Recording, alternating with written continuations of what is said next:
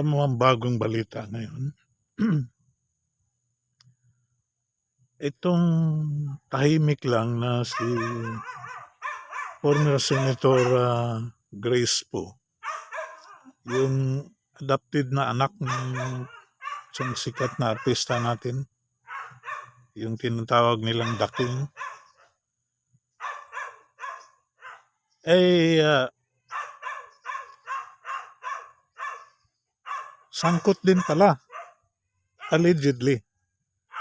According to a very reliable witness, former USIC DPWH Undersecretary Bernardo himself, who is now also on his way to being imprisoned.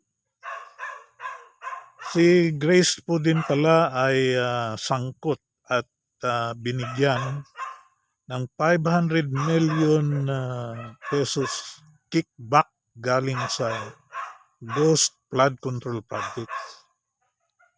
Biruin mo yan. Itong mahinhin at tahimik na dating senadora lang, na nag-number 1 pa yata yan, ay sangkot din pala.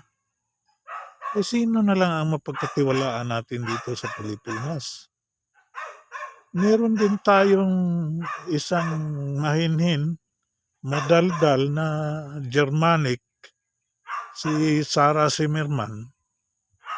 Eh, grabe kung gumastos ng pera ng bayan.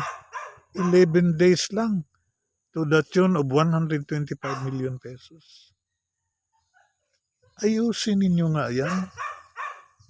Ang magandang balita lang ngayon, sa dami ng namatay sa flood, sa baha, ang magandang balita lang ngayon, ay ang ating Armed Forces of the Philippines who remain loyal to our Constitution. At ang bagong balita na galing sa Ambassador ng Estados Unidos na sila ay magbibigay dagdag $1.5 million para sa ating mga gutom na mga kababayan. So, maraming salamat po. Pero dati natin dito sa Pilipinas, nakakahiya. Ayusin naman natin yan. Ay, may gulay.